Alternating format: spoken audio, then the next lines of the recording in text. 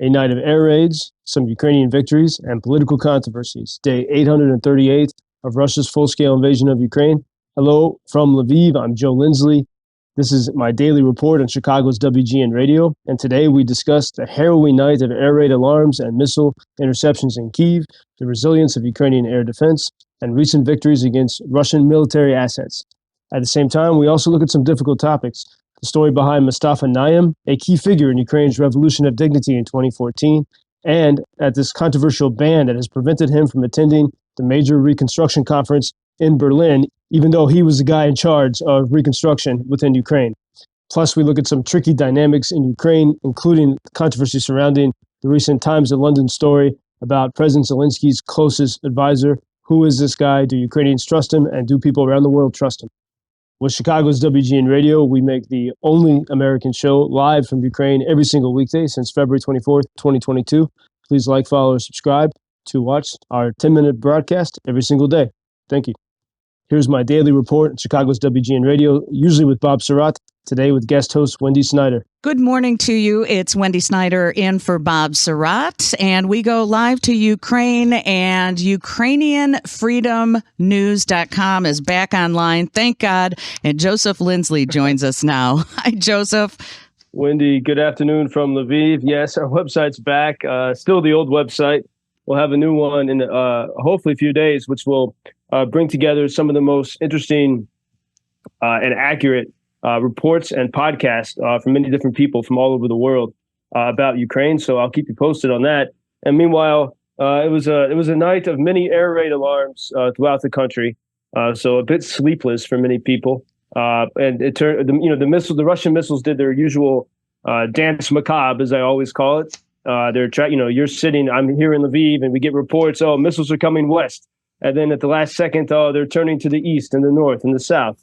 And people are always texting each other saying, it looks like missiles are coming to going your direction into Dnipro. And in the end, most of them seem to convene and center upon Kyiv. In the end, Ukrainian air defense intercepted, it seems, all of the missiles and drones that Russia directed toward Kyiv were intercepted. But there was, of course, damage, as there is from the falling debris. And there was at least one missile that it's somewhere in the country that seems to have hit its target. Lately, a lot of these Russian midnight attacks have been on Ukrainian infrastructure. And indeed, the power situation is still pretty difficult. People get used to it, but, rolling blackouts are the norm in many places. On the positive side for Ukraine, the Russian jet that Ukrainians destroyed a few days ago, that was a Russian stealth, sort of not as good as the American stealth bomber, but a very high-tech Russian jet. And when it's in the sky, it's almost impossible to destroy because it can evade, interception. But on the ground, Ukrainians hit it with a drone in its vulnerable point deep into Russian territory. So that is a big success for Ukraine. Meanwhile, it seems to be now it's confirmed that in the Crimean Peninsula in the south, Ukraine has destroyed 3 radar systems for Russian missile launchers. This is huge. Perhaps now Ukraine has permission to use American weapons to hit such targets like that in the Crimean Peninsula, which is technically Ukrainian sovereign territory. And from that peninsula, the Russians have been attacking places like Odessa, and so taking out 3 radar systems for missile launchers is extraordinary. And then I'm sure many in America have seen the news of Russian ships in the Caribbean Sea. If you see some of the headlines, it sounds like, Armageddon and everyone should be terrified. Mm-hmm. And certainly it's unsettling. The Russian, exercises, Russian ships in Havana. But one thing to keep in mind from the Ukrainian perspective, Russian ships, it is very dangerous for a Russian ship to be in the Black Sea because Ukrainians have become so adept at destroying them with Ukrainian sea drones. And, the Navy has been on the run in the Black Sea. And so I think from the perspective of Ukrainians, people here joke that, the Russian Navy had to flee all the way to the Caribbean to get away from the reach of Ukrainian drones. But I think if Ukrainians with no Navy and just with their sea drones are able to put the Russian Navy on the run, I don't think the United States has, huge reason to be concerned if the Ukrainians can handle this. Just some perspective on that. And then, Wendy, as I promised yesterday, that I would mention there were 2 controversial stories circulating now. And so there's this guy Mustafa Nayyem, and he was in charge of the reconstruction office in the Ukrainian government, and he was planning to go. There's a major conference in Berlin this week on Ukrainian reconstruction, and so you would think you'd want the chief of the reconstruction office there. He was informed as he was trying to travel to Berlin to leave Ukraine. All Ukrainian males between basically 25 and 60 between 18 and 60 need permission to travel, and he was refused travel.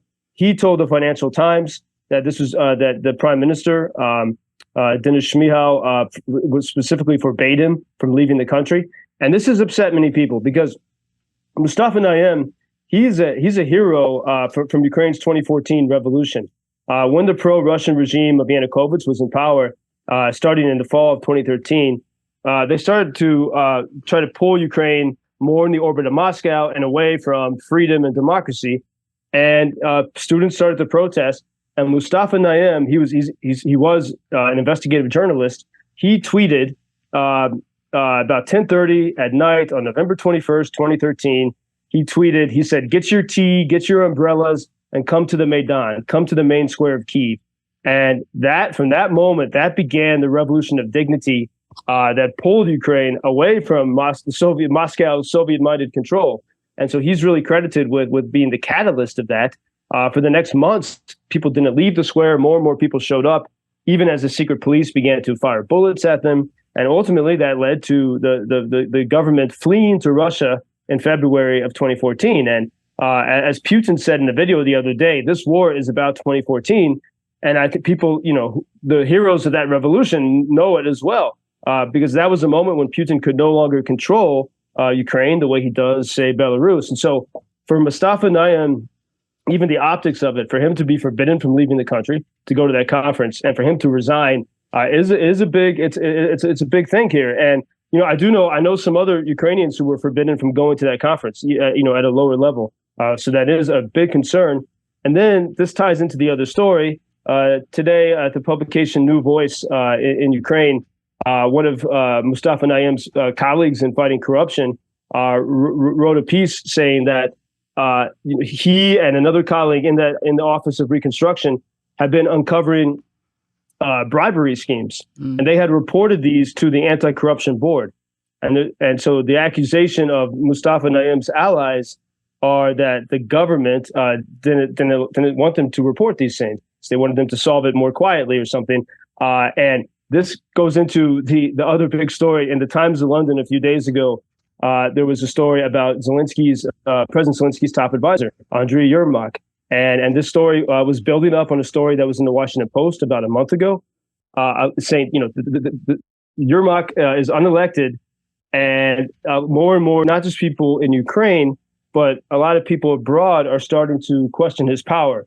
The headline in the Times of London was "Court of Zelensky Rocked by Age Thirst for Power." And then this week, they're even with the optics of seeing Yermak by himself meeting with the Pope. Usually only a head of state or head of government would do that.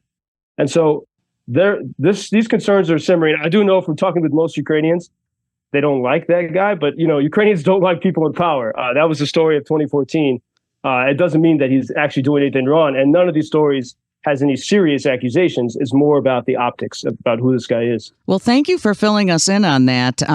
You're definitely the source. So you stay safe tonight. I hope it's a more quiet night than it was last night for you. Oh, thanks, Wendy. Until tomorrow. Thank you for introducing Ukraine on your social media pages. That's very important that much more people can get more information about the situation here and how everybody can help Ukraine to stay stronger and to save all the world. Что он сказал? Well, which side are you on? На чьей ты стороне? Come on now. Oh, which side are you on? На чьей ты стороне?